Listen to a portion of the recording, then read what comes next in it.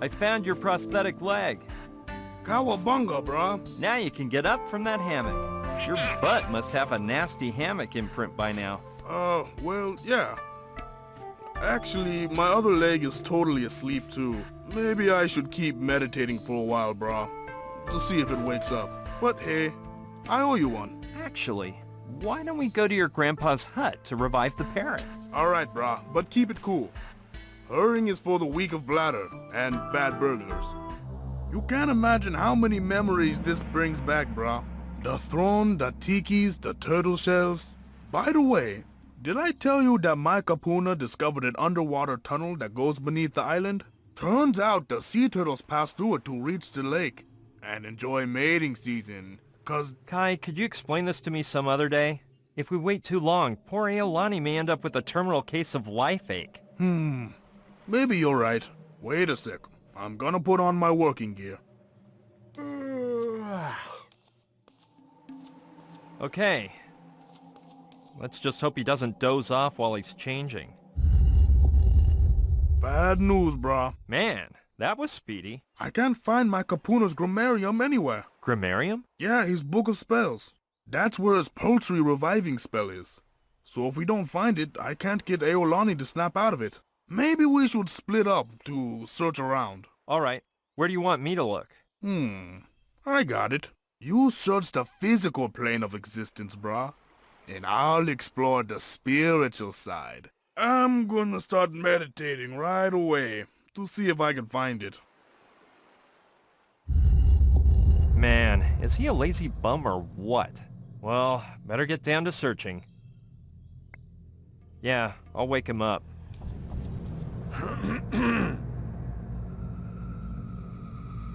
Kai? Kai? Kai? Yikes! Hey, brah. How's it hanging? Could you tell me about your grandpa's book of spells? Sorry, I'm a bit shaky on the waves today, brah.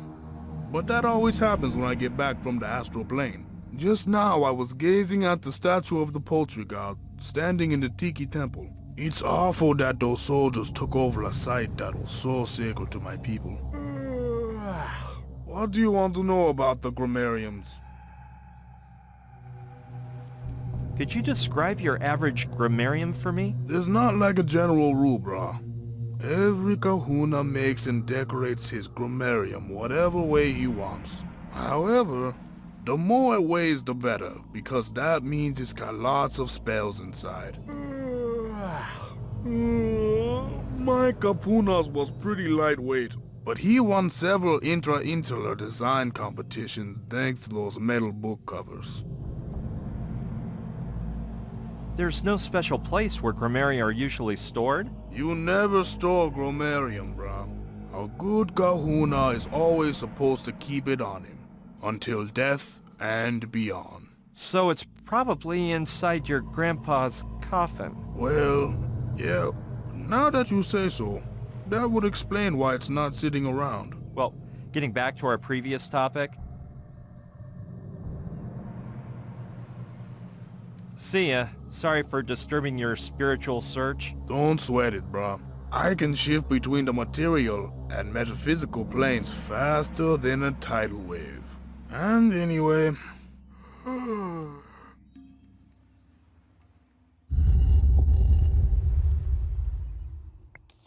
It's most likely used for religious ceremonies, like a baptismal font.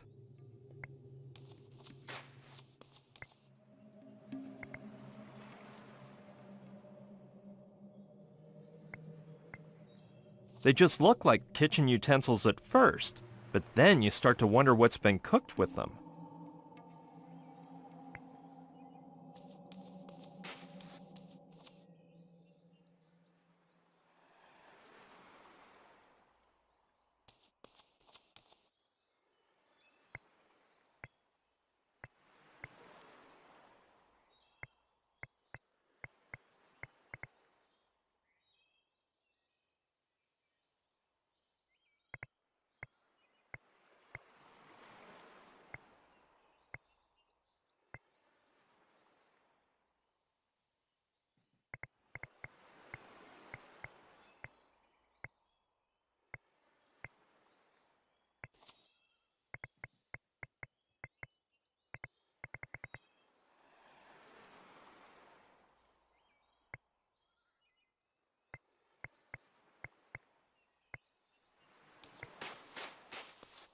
Remember reading that they were used for almost everything in some cultures, from cradles for babies to battle shields, and even in ceremonial outfits.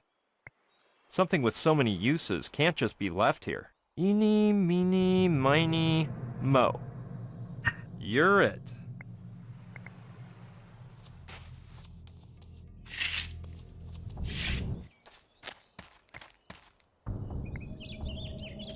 It seems less angry than most of the tikis I've seen.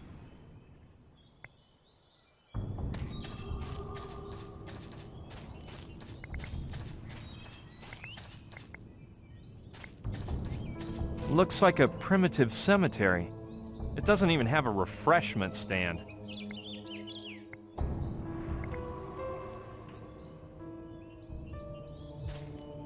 Kai said the book covers were made of metal, and what better place than a grave to store it?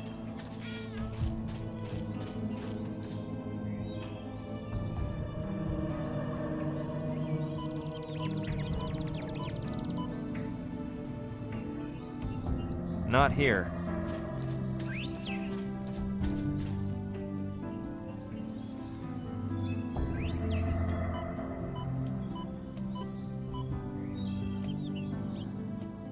Here neither.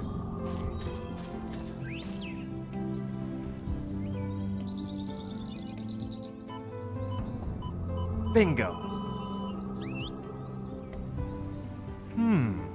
Looks like one of those fake body parts that seem to be a prominent feature of Kai's family may have set it off, but it's more likely to be his grandpa's book.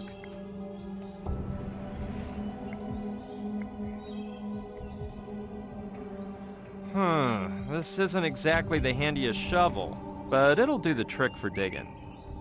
The truth is, my stomach is a bit upset over the idea of what I might find in there. I wish I didn't have to look while I dig. Hey, this isn't gonna be pretty, so, I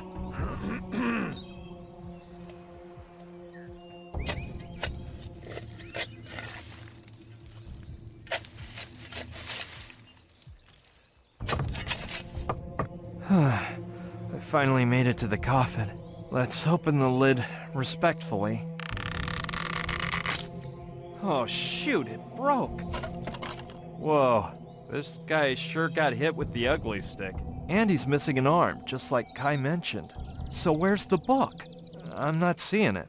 Oh, ugh. They must have placed it over his chest. But for obvious reasons, it gradually fell a bit lower. And now it's caged between several ribs.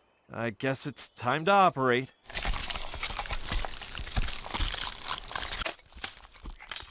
Ooh, don't hit the funny bone. Take out his spare rib for $0. Well, the real prize here is getting Keeney's grammarium.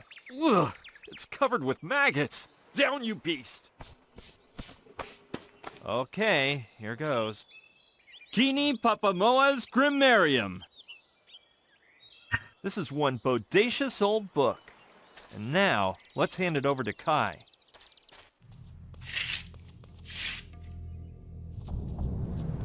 Wait a minute. If I don't give it to him, the parrot will die all the way. But if I do give it to him, he'll know I opened his grandpa's grave, and then I'll be in yet another mess. Well, I'll just have to risk it. Brah, I was just about to go looking for ya. My Kapuna talked to me in my dreams and told me something majorly bad. His grave has been robbed and they took the book. We have to find the thief ASAP and give him what he deserves. Huh? Oh yeah, of course. I guess, there must be some clue about who could have committed such an atrocity, isn't there? Yeah, sure. And I'm not surprised you're afraid. It was one of those lame soldiers. A soldier? Yeah, brah, the only thing my Gramps could see was the criminal's clothing. It was green camouflage, like the color of a turtle shell. And on top of everything, they swiped the grammarium. Why are you smirking, brah? Something funny? No, of course not. Well, yeah, 'cause a minute ago I managed to get the grammarium back from that soldier. I surprised him when he was running away, and I was so appalled that I really smacked him up good. What pigs. They don't even respect graves. Amazing, brah. You are stoked with so much luck. Thank you so much. My family and I are indebted to you. We have to take the grammarium to my grandfather as soon as possible. Wait, Kai. I'm sure your grandfather would be proud if you used his grammarium one last time. You're right, brah. There's some sick poultry in need. Come on, give me the grammarium and go put Eolani in the basin. I thought I'd never see it again. Let's see if I could find the spell. Voila!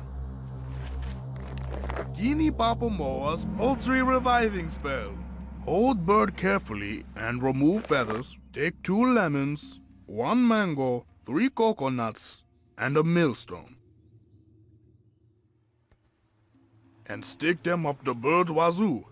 Firmly grip a sharp knife and dice the bird into small pieces, as if preparing a chicken salad sandwich. Then bring to a slow boil until bird bursts back to life. Crazy quack! Stay still, Birdie. Did it work? I did it! Man, Kai, unbelievable. I'm taking it straight to Lokilani in case it has a relapse. I'm a true kahuna. Knife's gonna freak. See you later, pal. Okay, brah. Ipili mau na pomaika I meoe. Chicken salad! I was wrong about you, Kaimi. You are a dear. Well, like I said, those drunken lemurs had taken over the Uh-huh. sea cliff, but I got the courage.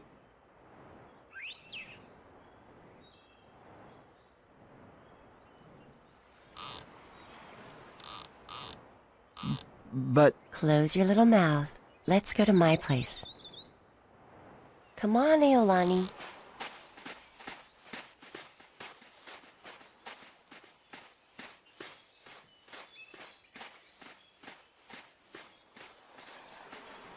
nice hut. Weren't you in a hurry?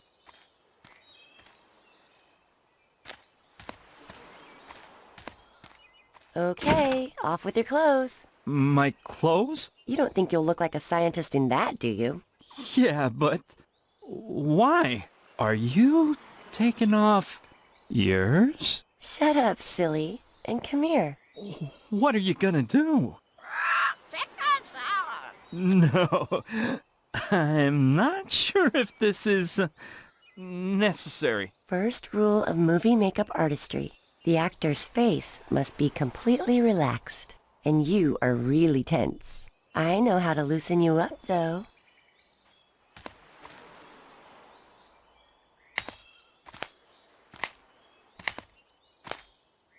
Just a minute there. You sure seem happy. Gina's disappeared. We don't even know whether she's alive, if she's a prisoner. Nothing. Hey, don't listen to that guy. You can't pass up an opportunity like this. You had to, so you did it. Ignore him.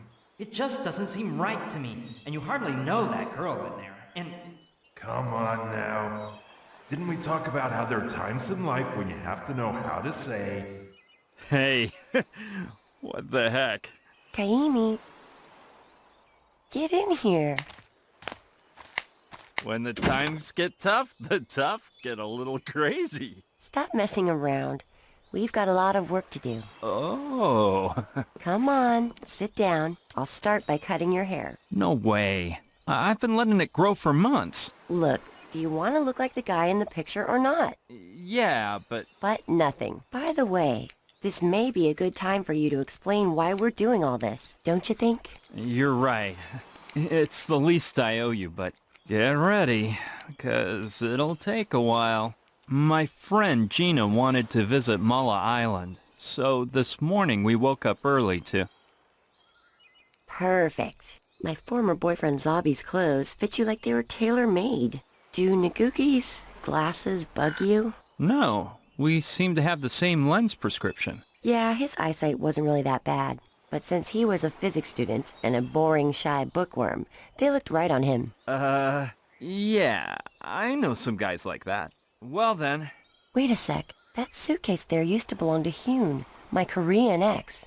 I threw some clothes in, just in case they examine your personal belongings when you enter the camp. Now you're just perfect. Oh, are you leaving already? yeah, I have no time to waste. Goodbye, and thank you for, everything. Thanks to you, Kaimi. By the way, don't forget to tell Joshua to wait for me at Alawala Cove. And remember, when the real Pignon gets here... Don't worry. I'll know what to do. Yes. See you soon. Mwah. Bonjour. My name is Pierre Pignon. Yes, sir, but not that I don't trust you, sir, but you can never be careful enough. But of course, Sojo.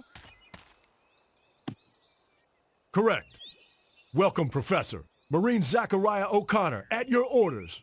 I'm completely at your service, Professor. Is everything in order? Alors, does it come?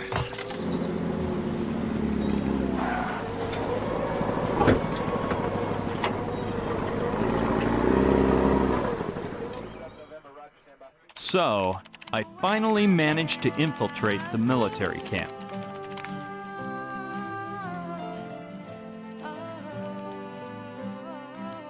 In other words, the girl did a nice job on you. How do you know that? I mean, what job are you referring to? The makeup, silly. What else could I mean? Phew. Well, anyway, this Lokelani took the cosmetics and some clothes to the bar, did my makeup real fast, and then afterwards I changed behind some bushes and... Okay. I can tell there's something you don't want to tell me. Just explain what happened when you sneaked into the camp, will you?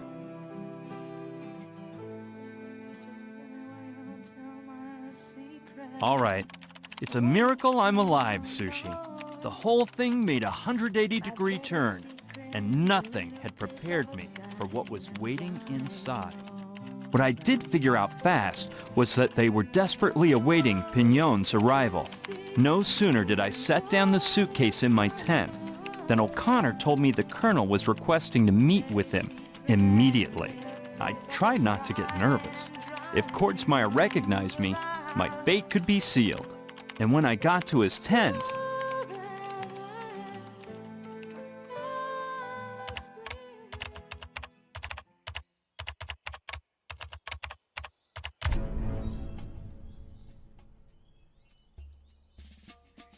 You look so different, Professor. I didn't remember you being so young. You know, we French have the magnifique skin creams. Oh, you Europeans. Fancy a cigar? Havana's finest. Sent straight from Guantanamo by my old pal, Colonel Chesed. Merci, but I do not smoke. All the better for me, 'cause I ain't got much tobacco left. My last shipment got dropped by parachute, but the wind blew it off course, and my men can't find it.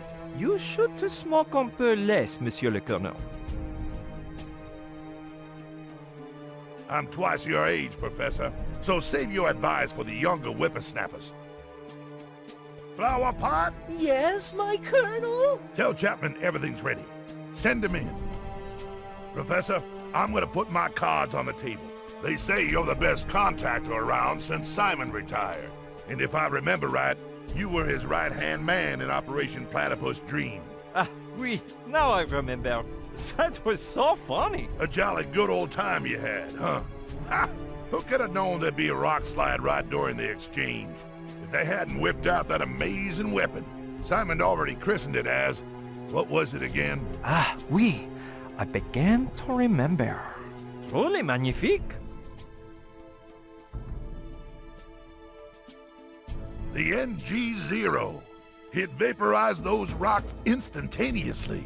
That's what I call a weapon of mass destruction. Damn, we need one of those. Well, I do not know if I have one chez moi. Don't be silly, Professor. You're looking a bit too relaxed. I don't want you getting comfy. Like I said, I need you to activate the amoeba. And yes, I know Simon is the only man to achieve that from our side, but the old guy is MIA. In summation, we lost all contact with our guests, which makes us believe there have been technical difficulties. I don't want to spook you, but if we don't activate the amoeba soon, we could lose them forever. I assume you understand how serious this matter is. Sacre bleu, I imagine something like this.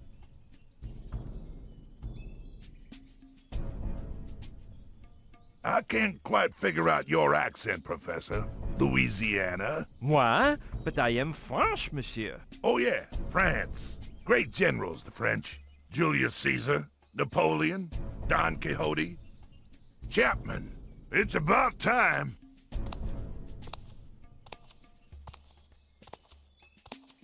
Sir. Professor Pignon, this is Lieutenant Colonel Chapman, my second in command. He'll take you to your workspace and give you the procedural briefcase. You'll start working immediately, and I'll let you do so by yourself, as your damn agency's rules ordain. However, I'll be watching your progress up close, and I hope you bring me some good news soon. Open the amoeba, and everything will go just fine.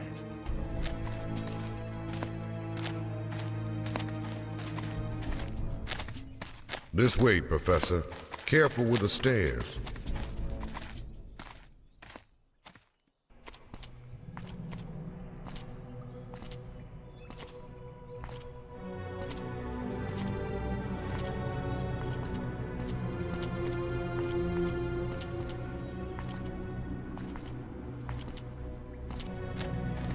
Please don't fall behind, Professor.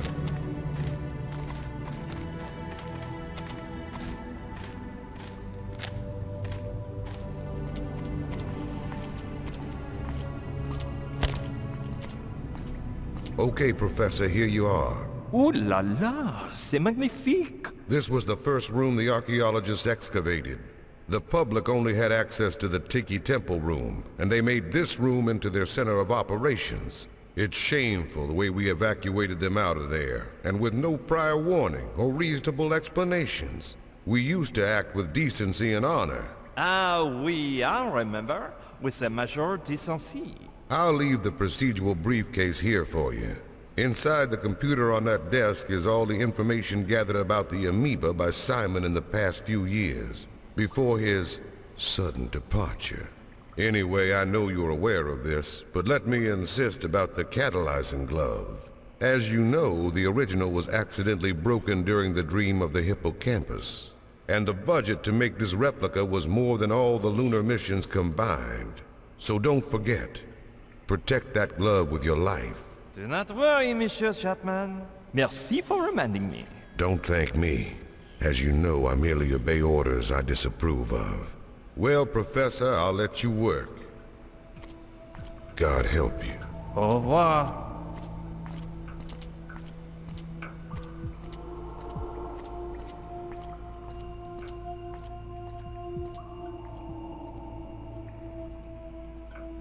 Bizarre, Chapman. Ils sont and has so many catalyzing gloves. Plus, he seem a bit paranoid, like he think Codsmire. Hey, why do I keep using that French accent if nobody's around? Anyway, Codsmire's got another thing coming to him if he thinks I'm gonna sit here and open up amoebas. As if I had time for games. The important thing is I'm here, and now I'm free to roam around the camp, find out where they're holding Gina, and escape on Knife's motorboat full speed ahead. Watch out, Army. Here I come. I thought we had an understanding, Professor. When you open up the amoeba, you'll be free to do as you wish. But in the meantime, your place is here, in this room. Oh, man.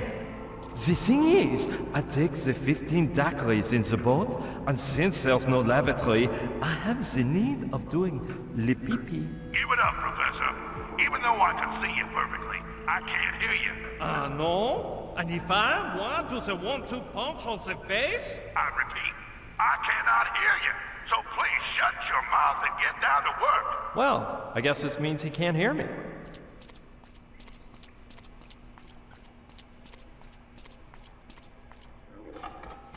That's better, Professor.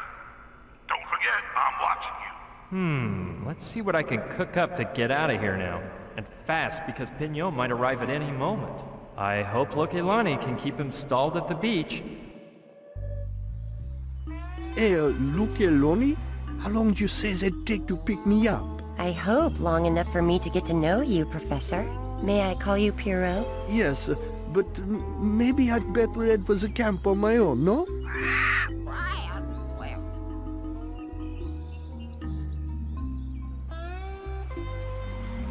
You could wait in my hut and change out of those sweaty clothes. That's a tempting offer, but... Oh, I'm in a bit of an hurry, and Silence. Oui, madame. I have confidence in her, abilities. So, let's get down to work.